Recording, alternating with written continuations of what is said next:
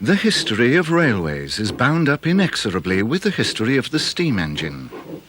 The invention of the self-propelled steam locomotive gave the impetus to develop railways from the crude tramways at the beginning of the 19th century.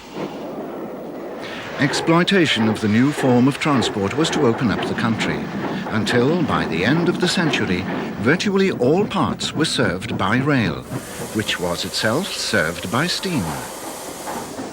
The first part of the 20th century was to see consolidation by the railway companies, the first decade being regarded by many as the golden age of steam.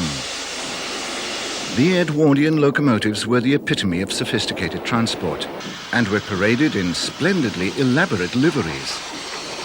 The next decade was to see everything turned on its head by the First World War, in which the development of both cars and planes were enormously accelerated. The railways were the backbone of the nation's transport needs during that war, but emerged scarred and bruised. The 1920s were to see them consolidated and back on the road to recovery. But the 30s were to be a mixture of depression and hope. All hope died, however, as the 30s came to an end and Europe was once again plunged into conflict. The railways battened down the hatches and prepared for a period of austerity. Away went the crack streamliners, never to return, and freight traffic soon assumed paramount importance. The 1940s had begun. The formation of British Railways was the second traumatic event to afflict the railways of Great Britain in the 1940s. At first, there was no evidence of change, and the railways looked much as they did before the war. But British Railways was to bring about the end of the steam railway as we knew it. We are engaged on a journey from Moreton-in-Marsh to Leamington Spa and Hatton via Kingham and Banbury, which includes a stretch of railway which we have seen from the line side in the previous programmes in this series. British Railways was to rebuild Banbury Station, at which we see a hall and a castle of the Great Western, implementing a pre-war plan that had already seen Leamington rebuilt. There was an enormous backlog of maintenance and modernisation for the new organisation to implement, and it meant that the steam railway was to change forever. Track, signalling, stations, locomotives and stock had all seen their lives extended beyond normal expectancy, as during the war years the government had assumed overall control. The great railway companies needed to raise enormous amounts of capital to remedy the situation, but the post-war Labour administration was committed to nationalisation. The first clouds had already appeared before the war as various railways experimented with alternative forms of motive power, most notably the LMS with its pioneering diesel shunters and the Great Western with a fleet of diesel railcars. It was the latter that presaged the wholesale changes that were to come under British Railways, so it's perhaps appropriate that we are looking back at the railway infrastructure of the steam era from one of these diesel railcars. This is Southam Road and Harbury Station, after which we pass through the short Harbury Tunnel. This line had traffic from all the four pre-nationalisation railways, and as we pass through the refuge sidings at Foss Road, we see an LMS Stanier 8F280, the original class chosen for mass production during the war, and the basis for the austerity 280 design. We're now passing through Whitnash Cutting, shortly after which the Great Western carriage sidings and loco shed at Leamington appear on our left. A quick glimpse of the one locomotive on shed precedes a view of a freight on the LMS lines. Finally, another freight, with a Churchwood mogul at the head, leads us to Leamington Station and a couple of the rail cars, ours leaving the station and another with a trailer to the west of Leamington. The products of the Great Western modernisation scheme of the 30s are much in evidence here. Western steam development came to an end with the Hawkesworth Counties, the only new passenger class produced in the 40s before nationalisation. 3 new pannier classes were designed, but 2 didn't appear until after the GWR was no more. Yet more castles were ordered, 10 being delivered before and 30 after nationalisation, the latter with a flat-sided Hawksworth tender. At the western end of Leamington Spa Station, a Grange approaches. The 80 members of this class were built in the 30s, and it was expected that more would appear, replacing older moguls, but the programme wasn't reinstated after the war. During the war, locomotives were painted plain black, and the Great Western used its initials to designate ownership in lieu of the more elaborate pre-war styles. But after the war, on passenger classes, the G and W were used either side of the company's coat of arms, whilst British Railways was spelt out in full in 1948, as seen on this king, leaving Leamington, heading towards Birmingham.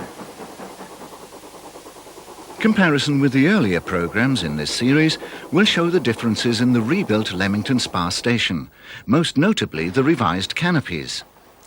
As a castle draws in from the north, LNWR signals in the background designate where the LMS lines ran behind the GWR, by now all part of one nationalised railway. The castle also displays the legend fully spelt out on its tender.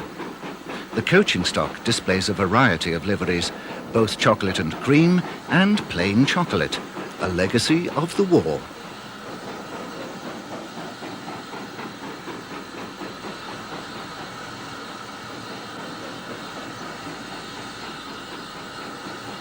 One castle continued to sport the GWR coat of arms after 1948 on its centre splashes.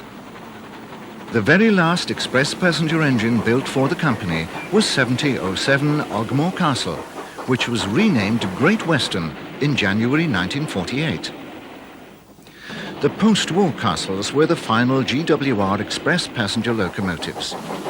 This really emphasised both the remarkable advances made by Churchwood at the beginning of the century, since they were really reboilered stars, and the stagnation in GWR design since the 1920s. Similarly, the building of another Churchwood design, the large prairies, continued after the war. 40 were added between 1946 and 1949. More signs of changing times are the colour light signal, although it is of Great Western 1930s design, and the British Railways totem on the tender of the next king on an up express. The first livery for express passenger locomotives on BR was a mid-blue, applied from 1949 to the Kings, the only GWR locomotive so adorned. One batch of the new prairies was turned out in green with British Railways in a distinctly GWR style, but the remainder were painted in the mixed traffic livery of black, lined out in LNWR style. Goods engines were plain black. However, the famous locomotive livery of the GWR was to last to the end of steam on Britain's railways. This king displays the final GWR variation of its Brunswick green, which it had used on locomotives from the Kings to the humblest panniers. This was adopted for all express locomotives of British Railways, except for the 8Ps, and even for them later.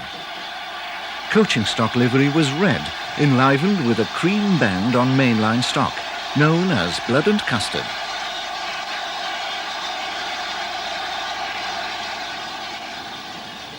Halls were built during every year of the war except the last.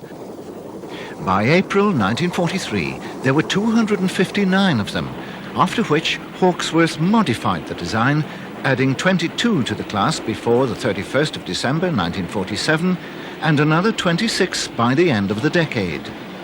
Even then, Swindon still had another 23 to build, but had finished the prairies.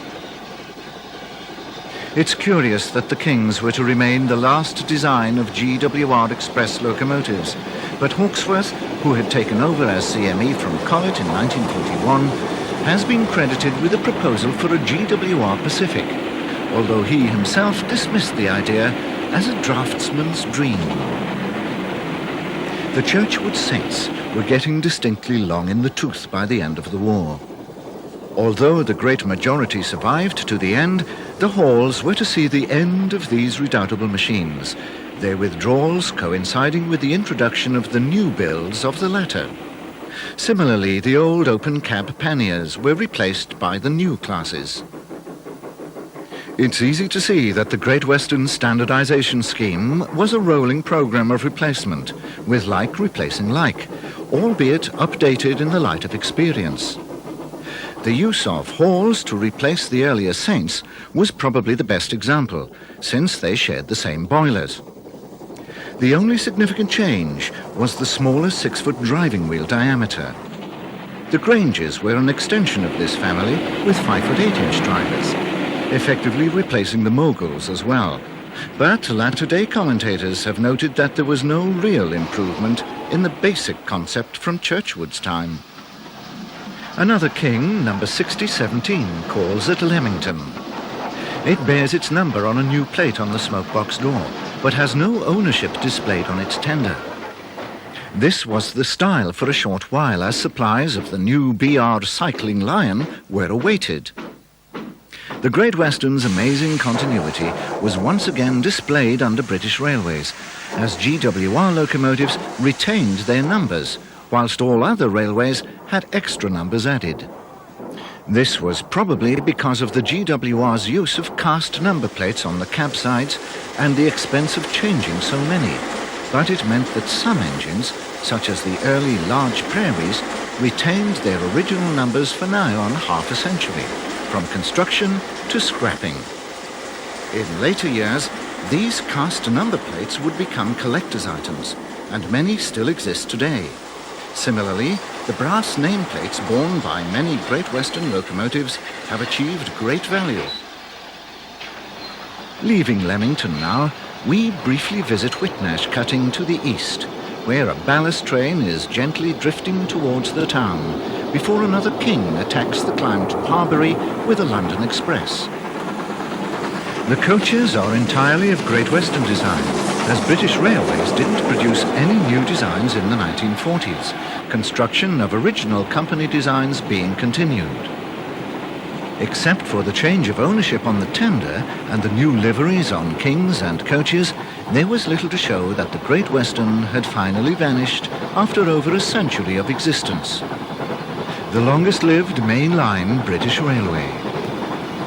The classic outline, honed by Churchwood at the turn of the century, applied to most locomotives, from freight tanks and tender engines to the mighty kings, to such an extent that its detractors dismissed them, saying, "All Great Western engines look the same." This was surely as much a compliment as an insult, as it summed up the efficient standardization policy which had given the GWR such a strong public image, which has survived intact even today. We are now at Warwick in 1949, the second year of nationalisation, with little to show for it. A manor, one of the pre-war variety, backs a freight into the upholding siding, and a light Saint reverses past. An additional series of 10 manors was ordered this year as part of British Railways' continuity programme. They would be delivered in 1950. The sense of déjà vu continues as a star races through with an express. Although withdrawals of these early four-cylinder engines had started in the 30s, they had been saved by the war, and only 2 more went before nationalisation, 1 more in 1948 and 3 in 1949. Not only stars were replaced, pannier construction, even of the conventional 5700 variety, continued throughout the decade. Indeed, every year except 1932, from 1930 to 1950, saw new members of the class. One product of the war was an ill-considered government scheme to equip a number of steam locomotives to burn fuel oil instead of coal, including this Hall, whose oil tank is seen on the tender. 11 Halls, 5 Castles, and 20 heavy freight 280s received the equipment in 1946 and 47, which was a result of post-war coal shortage. However, the price of oil rapidly escalated, and the scheme was aborted, the locomotives all reverting to coal firing by 1950. Post-war schedules gradually reverted to pre-war timings, but the GWR's Birmingham expresses didn't regain their full complement of Kings at first. Wolverhampton had been reduced to 4 examples in 1947, although by the end of the decade it reached its highest allocation, 7. The useful do-anything halls tended to dominate local services, which had been less affected by the war. However, enormous arrears of maintenance had built up during the conflict and were still plaguing the railways when British Railways took over. Frequent ballast trains attest to the reconstruction still going on.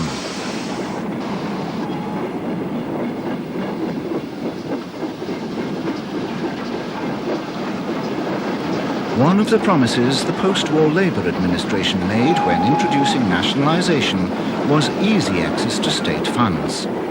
This would, it was argued, enable the railways to make good the damage done and to invest for the future, and in particular electrify the main lines.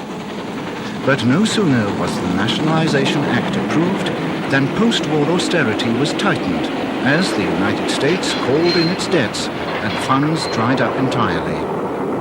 Thus, the fundamental benefit of nationalisation was turned on its head, becoming a burden from which the railways would never truly recover.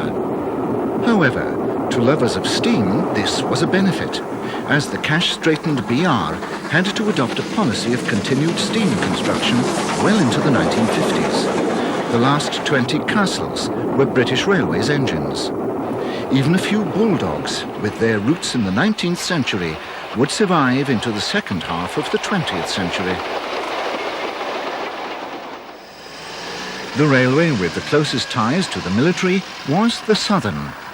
So we start in the Aldershot district, where the white bands on the lamp standards remind us of the blackout, at North Camp Station on one of the interregional trains.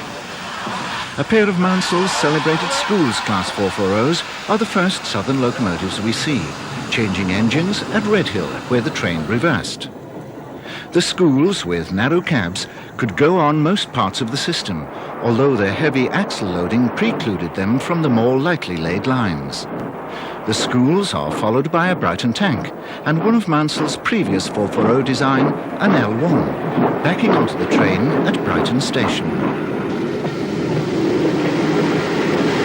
The Southern's Brighton main line had been the first electrified main line in the country, part of the Southern's intended wholesale electrification policy, which had seen steam development severely curtailed.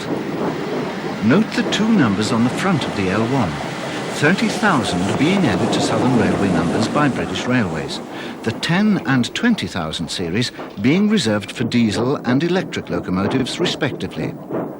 The Southern contributed locomotives in both these categories to British Railways. Never one of the wealthier railways, the Southern had extended electrification by using electric units rebuilt from older steam stock, such as these coaches being shunted by the LBSCR 044 tank of Class D1. Curiously, history was to result in the Southern's principal main line from Waterloo to Weymouth becoming the last steam main line of all. A Mansell King Arthur and a Drummond L12, both natives of the line, are followed by one of the byproducts of the Brighton electrification, an N15X 460. These handsome machines were the Brighton's last express passenger engines, built as 464 Baltic tanks. Made redundant in 1933, they were rebuilt as 460 tender engines for use alongside the King Arthurs on the Southwestern Division. They were reclassified N15X in the vain hope that they would match the Arthurs. Mansell's own large 460s, the Nelsons, had been rebuilt by his successor, Bullitt, whose own remarkable Pacifics burst upon the scene in 1941. The locomotive is a merchant navy, and the train is the Down Bournemouth Belle. The first 10 merchants were built in the darkest days of the war, apparently contrary to all government directives to build only locomotives suitable for the war effort. Bullitt claimed they were mixed traffic engines and built 10 more in 1945, during which year the first of a smaller version, the so-called Light Pacifics of the West Country class, appeared. This one has an up West of England express. Maunsell's Moguls were the real mixed traffic engines of the Southern. This U-class displays British Railways in full on its tender, in the Southern's sunshine lettering, a style introduced by Bullitt, who was nothing if not a publicist. The war had slowed the Southern's electrification plans, which would have seen the replacement of the elderly pre-grouping 440s by electrics, which gave Bullitt the opportunity to produce his Pacifics to fill the gap. There was no denying that Mansell's Lord Nelsons needed replacement on the top services, even after Bullitt had modified them with new cylinders and blast pipes, but the requirement for 140 Pacifics was never proven. It became something of a legend that they were used on one-coach trains in the West Country, especially on the Padstow line. By comparison with other railways, the Southern had little freight and few dedicated freight engines. The Bullitt Pacifics were never seen on regular freight duties, for which they were entirely unsuitable, whatever Bullitt said. The air-smoothed casing, not streamlining, was designed for cleaning in a carriage washer, although, once again, there seems little evidence that they ever went near one. They were probably twice as powerful as the engines they supposedly replaced, which included Drummond's various 440s and his famous paddle box 460s, one of which is seen here on a rare working day. Basingstoke was an important railway crossroads. Not only was it the effective junction for the Bournemouth and West of England main lines, but a cross-country line connected it to Reading and the Western. These are Bournemouth to Waterloo line trains, designated by the white discs displayed at the front of the locomotive. The southern region of British Railways, as the Southern Railway became, continued the use of head-code discs to the end of steam. The single disc on this Class H15 Chonker indicates a direct train from Southampton Terminus to Waterloo, and one over each buffer signifies an interregional train to Reading and the Western. The system was also adopted for use with electric stock, using a 2-digit code, which remains in use today. The Mansell Moguls were used on locals on the main line, which was quadruple-tracked from here to the terminus at Waterloo. Expresses used the 2 centre roads, depicted here by an up West of England express headed by one of the wartime merchant navies. The most famous West of England train was the Atlantic Coast Express, which follows an up Salisbury stopper behind a West Country. During the summer months, and especially on summer Saturdays, there seemed to be an unending succession of Atlantic Coast Expresses. The 3rd and 4th coaches are a pair of Bullitt's Tavern cars, which became more notorious than his locomotives. The Tavern cars themselves were designed to look like a traditional English pub inside, and the restaurant cars, Tavern trailers, had very small windows, to which the passengers took an instant dislike. They were rebuilt.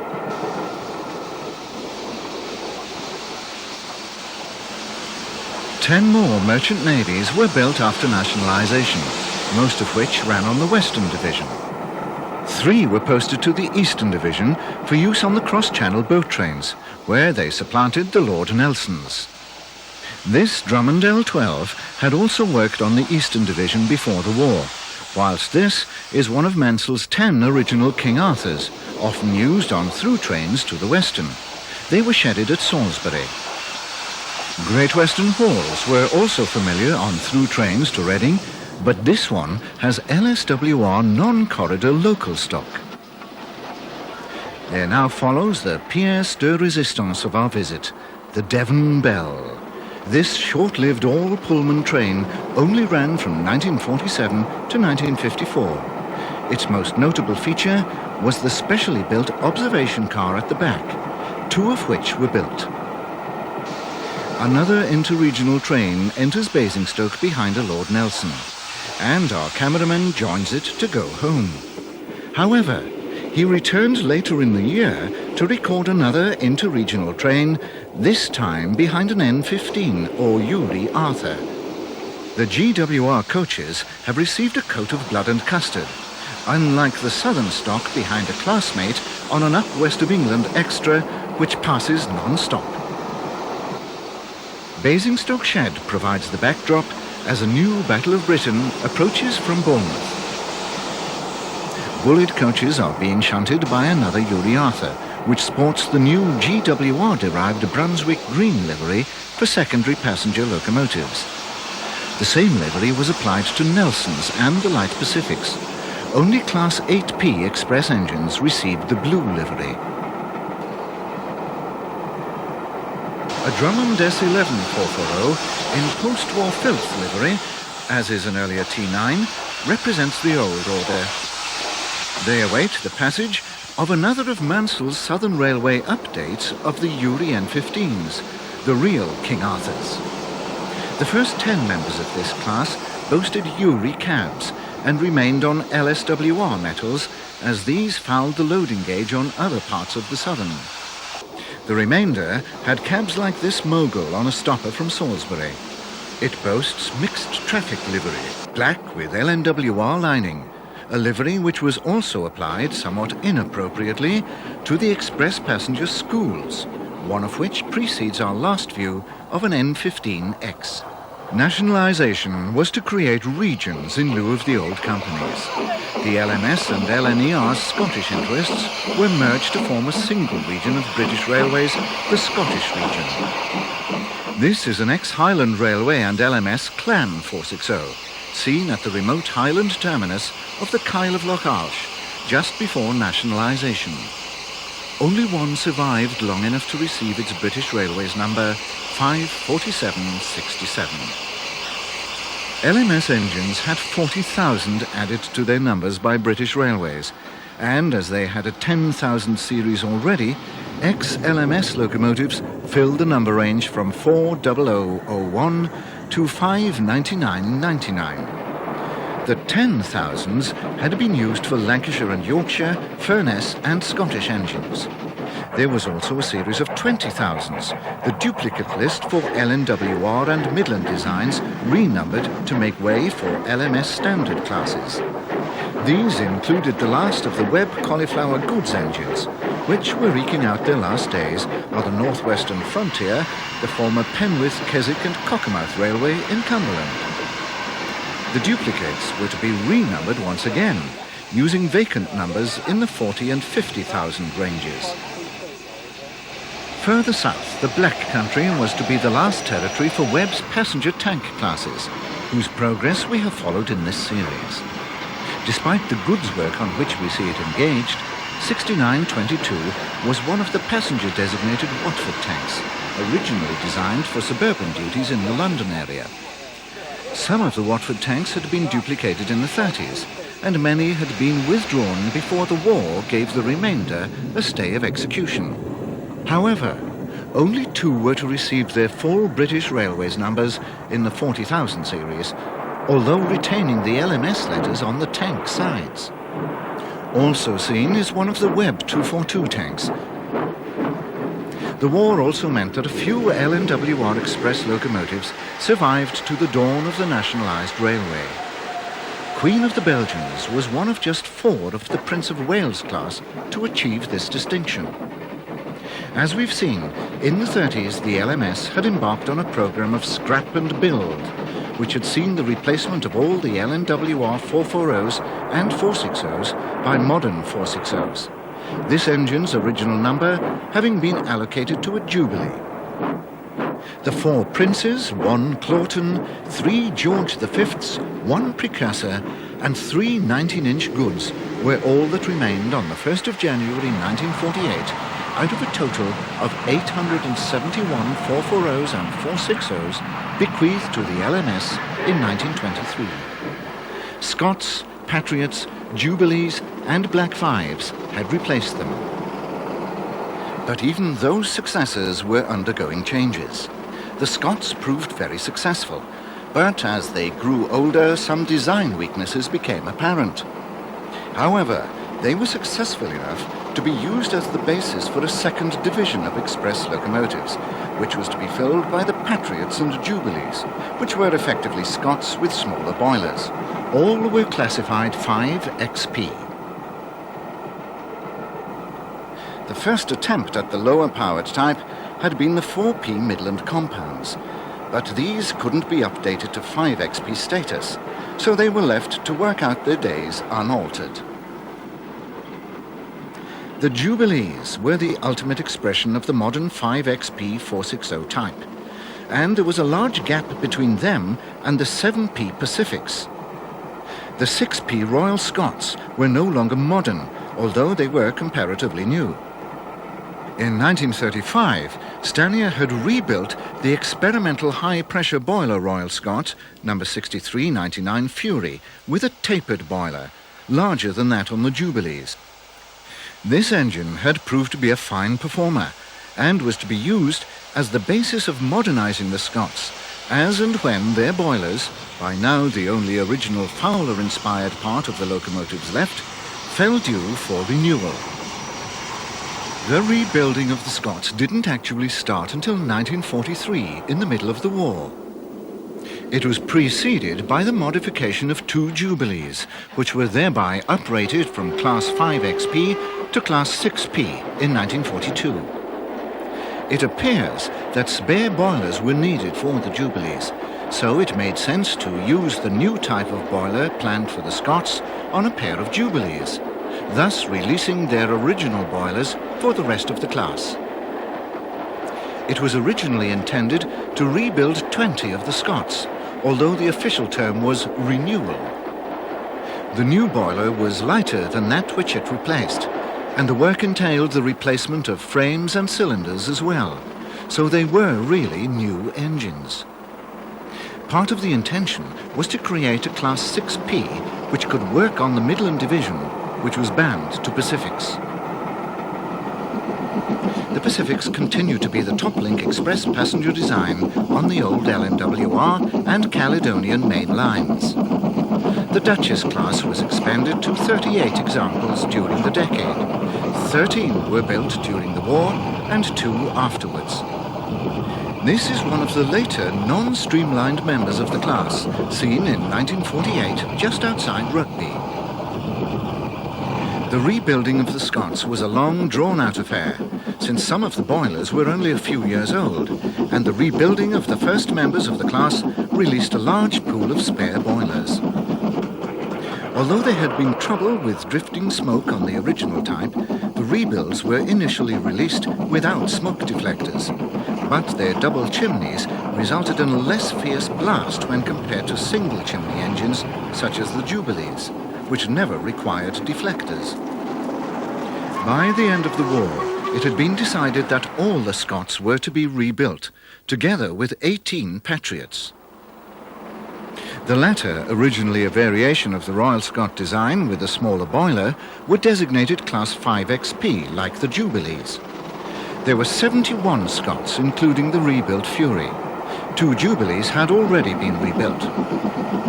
A study was undertaken to ascertain the requirement for 6P power after the war, and it was decided 91 were needed. Therefore, 18 more were required.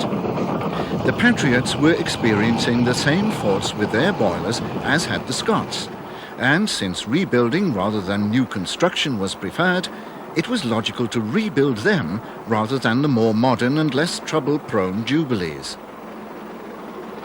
The rebuilding of the Patriots would increase the stock of 6Ps, since they were upgraded from 5XP, whilst the original Scots were already 6Ps. Therefore the Patriots took priority, slowing down the Scot programme and leaving a number of the latter to be dealt with by British Railways. There was no requirement to rebuild any more Jubilees, which were to remain unchanged thereafter, as the principal Class 5XP type, supplemented by 34 unrebuilt Patriots. The last Scots were not to be converted until the 1950s, the programme having slowed once British Railways took over. 18 remained in the form seen here by the end of the 1940s, by which time they were reclassified 7P, whilst the 5 XPs became 6Ps. The rebuilding of the Royal Scots was effectively the final chapter in the story of LMS Express passenger locomotive development, as the continuation under British Railways was concentrated on mixed traffic types.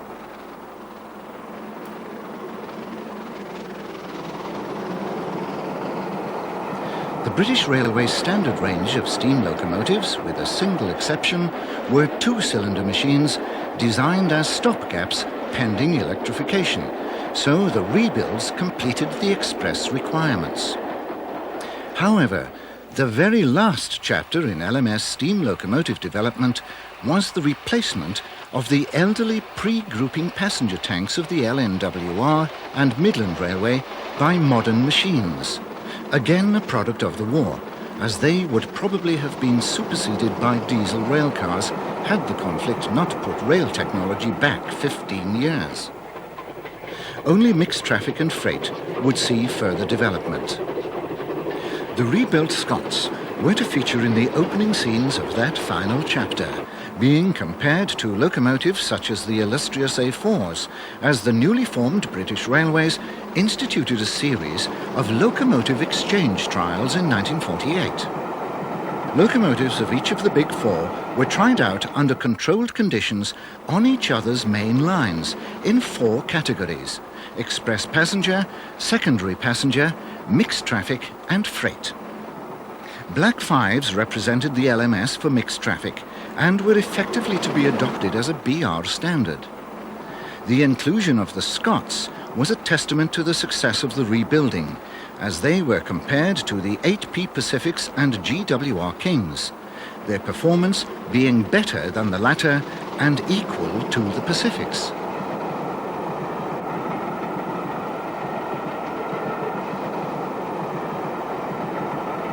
The most obvious result of the formation of British Railways was the application of new liveries, including a light green on some of the rebuilt Patriots and plum and spilt milk on coaches.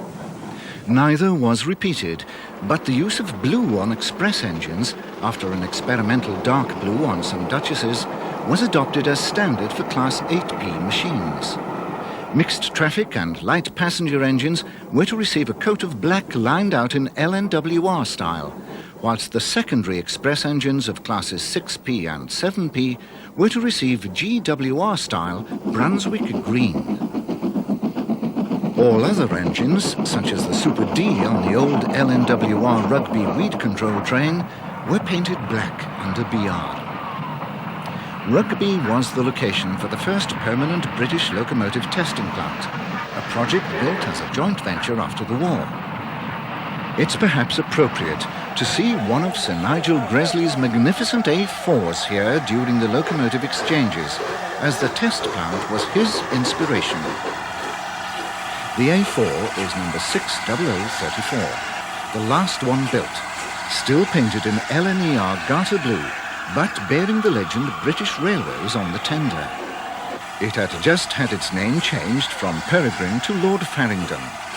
Another A4, number 60007, Sir Nigel Gresley, was to trace its steps a few months later, to appear here when the testing station was opened in October 1948. After another rebuilt Scot has passed, we look back at the station to see the last LMS Streamliner 46243 City of Lancaster in filthy wartime black livery. This was the only one to receive its BR number, as all were defrocked between 1946 and 1948, even though some had been constructed as Streamliners as late as 1943. Note that its tender has already been partially de-streamlined.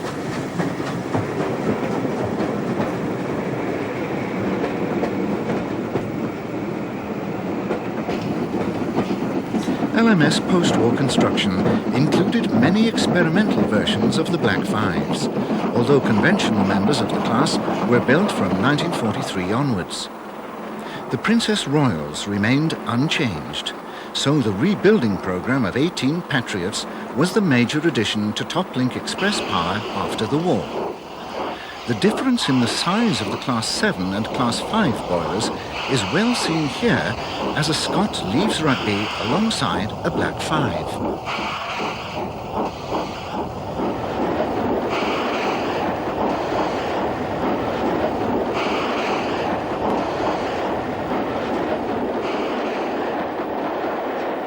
On the freight side, the war resulted in the mass production of heavy freight engines, and many small locomotives had their lives extended, especially on the Midland Division. The pre-grouping 060 type had been perpetuated by the LMS Standard 4Fs under both the Fowler and Stanier regimes. The final batch was built as late as 1941. Wartime construction of the Stanier 8Fs increased their numbers to 719 in LMS ownership at nationalisation, to which British Railways added a further 39, which allowed a start to be made on the withdrawal of some of the pre-grouping engines, but not yet the Super Ds. By the end of the decade, the LMS had over 1,400 eight-coupled freight locomotives. The Crabs continue to fulfill a mixed traffic function and illustrate well the British Railways mixed traffic livery of black with LNWR style red, grey and white lining.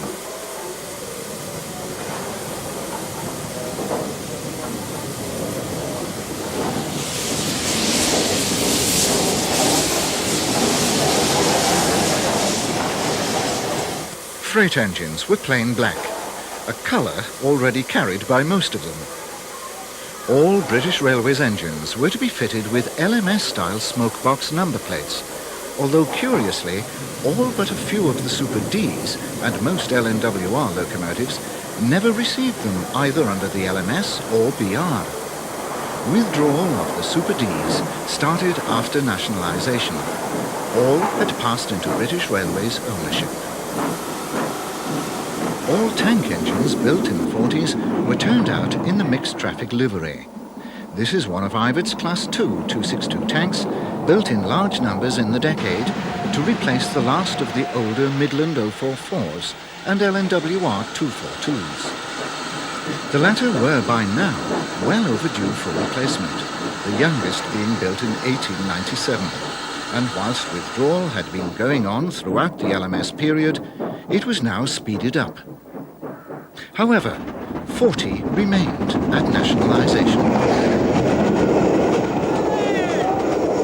Once again, we visit an LMS mainline local station to see the variety of traffic at the end of our period, as the prototype rebuilt Scott, the former Fury, runs through, followed by a Jubilee. The year is 1949 and the location Weedon, a small junction station on the original direct main line avoiding Northampton. The station was the junction for the cross-country line to Daventry, a local for which is the next train seen. The locomotive is one of the Stanier two-cylinder 264 tanks, the last of which was built in 1940, followed by a Black 5 and a D-streamlined Duchess. The latter were known to enthusiasts as semis. The length of these trains is very noticeable in the true LNWR tradition. The Stanier Pacifics had been designed with the intention of hauling 15-coach trains over the 400-mile West Coast main line from Euston to Glasgow. Note the variety in the coaches, including the 12-wheel restroom cars. The LNWR tradition also lives on with the first freight that we see, headed by a Super D, not as old as it looks. Some of the wagons betray pre-grouping origins, as another Super D reverses off the branch with another freight, passing the tall LNWR signal cabin and a number of wagons stored on the siding alongside. The engine bears its BR number, but using the final LMS style of numerals.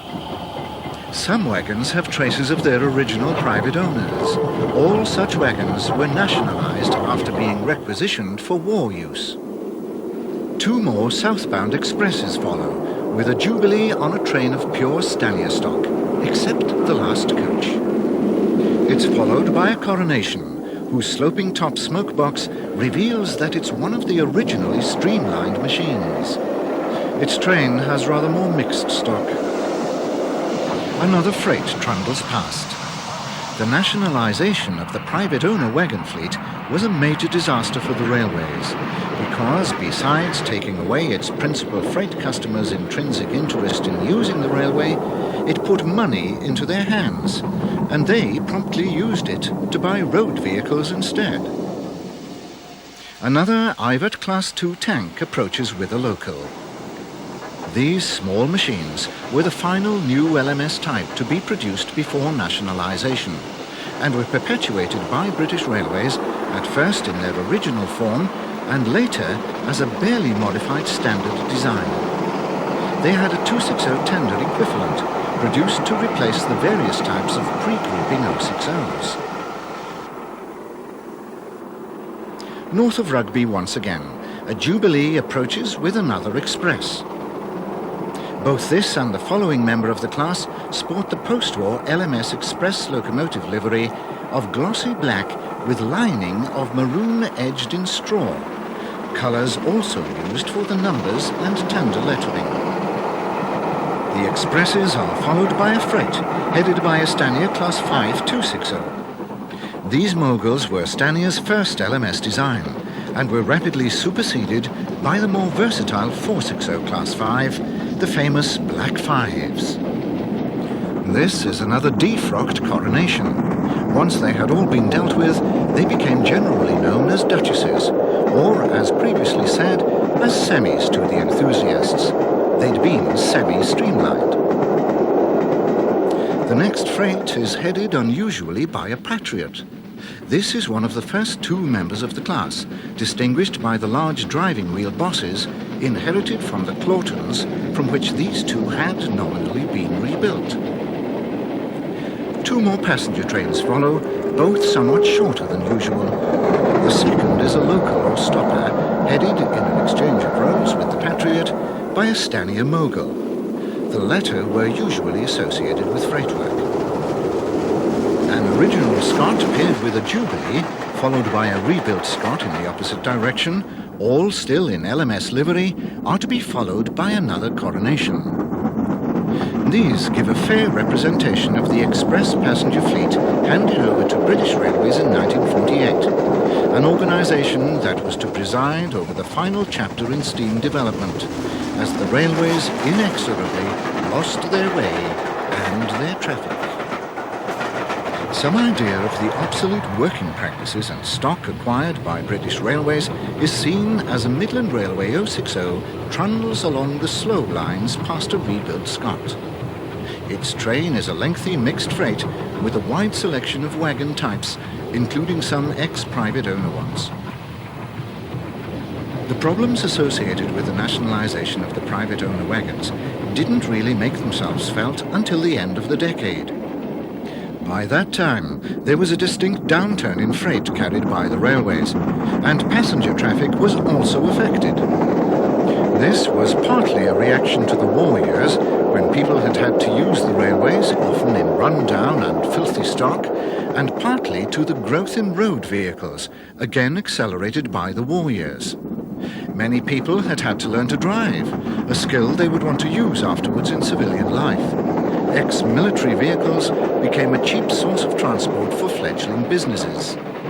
These factors, combined with the dearth of investment funds under nationalisation and the confused state of the railways in the early nationalisation years, led to a very poor public perception of railways, from which they would never fully recover.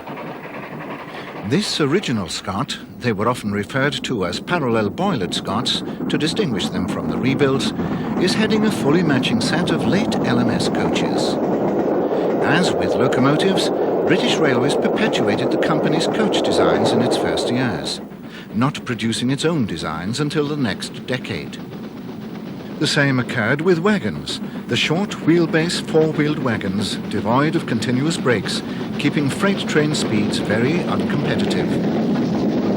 Comparisons can be made with continental railways, where much of the infrastructure and rolling stock had been destroyed in the war. The contrast with British Railways' position could not have been more stark, as the Continental Railways could start with a clean sheet, backed by sufficient investment funds. They built a brand new modern system for the second half of the 20th century. Britain's railways had not been destroyed, so they retained their 19th century assets, and funds were diverted elsewhere to rebuild those parts of the economy which had been destroyed.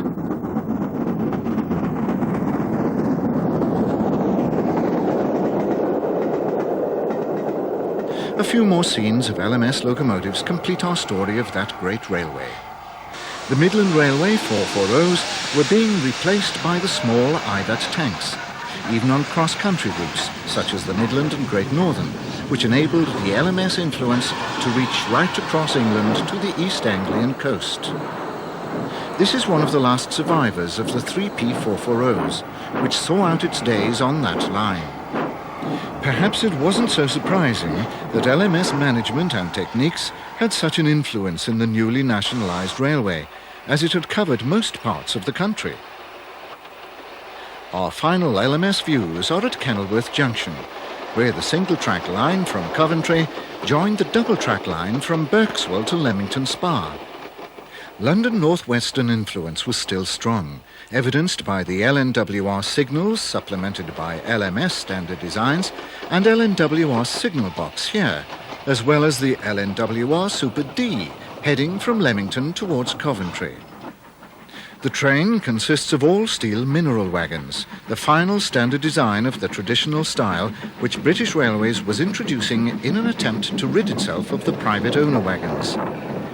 A previous attempt by the Great Western in particular to enlarge the standard 16-ton wagon size in the 1930s had failed to address the problem, and so nationalisation and replacement seemed the only way to eliminate it.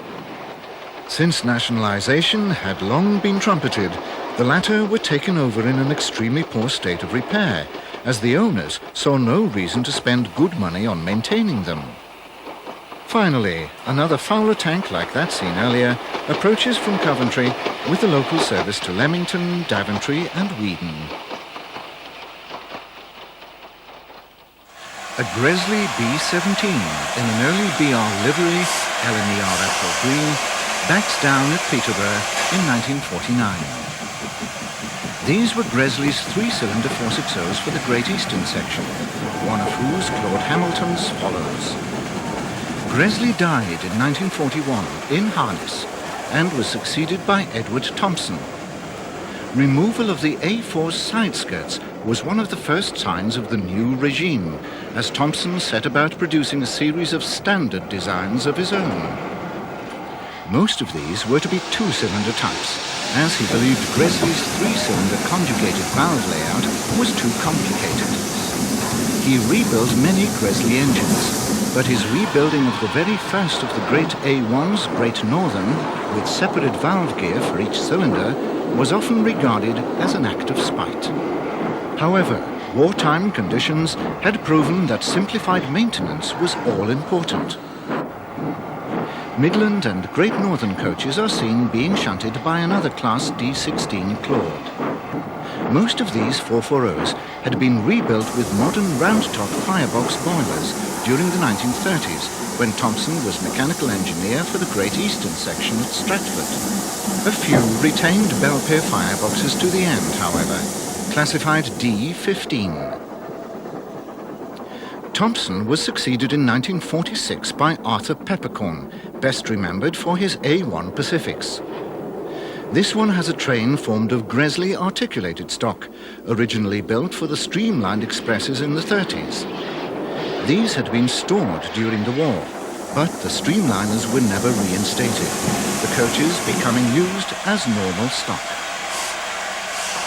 Rebuilding of the original A1s, by now reclassified A10, to A3s was completed shortly after nationalisation, the legendary Flying Scotsman being one of the last conversions.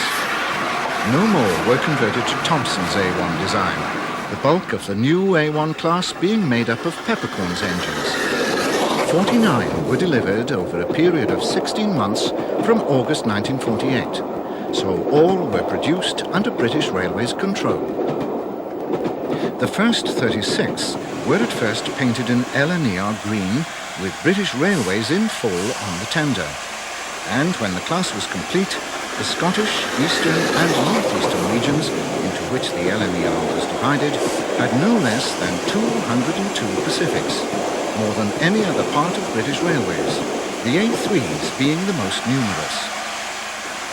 Only the A1s, A3s and A4s were to receive the Express Passenger Blue livery. The continuity of line on the LNER could be traced back through the Great Northern, which had built the station at Peterborough, and through the locomotives produced by Gresley both for that company and the LNER. Integration had come through the production of special classes for sections such as the Great Eastern, which had had running powers to Peterborough, the B-17-460 Sandringhams being case in point. By the 1940s, the LNER had a very strong identity, which would not be subjugated under British Railways. Even Thomson's designs were very much in the Gresley tradition, although they were rather more angular, as evidenced by this B1-460, his two-cylinder standard 460 type, 410 of which were built, the last few by British Railways.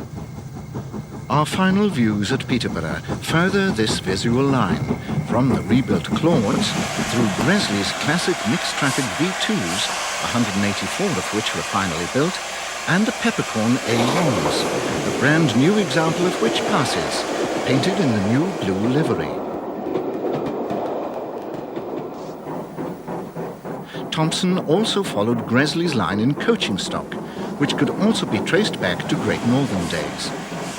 However, it's the locomotives, from the IVAT passenger tanks and 060 goods engines, that show the foundations, as further witnessed by Gresley's K2 Moguls, originally built for the Great Northern. The Mogul design was progressively enlarged by Gresley, and a series of powerful three-cylinder K4 Moguls was specially produced for use on the West Highland lines. Here we see a Gresley K2 double-heading a North British Glen 440 in the last days of the LNER. From here on, all steam would be operated by British Railways.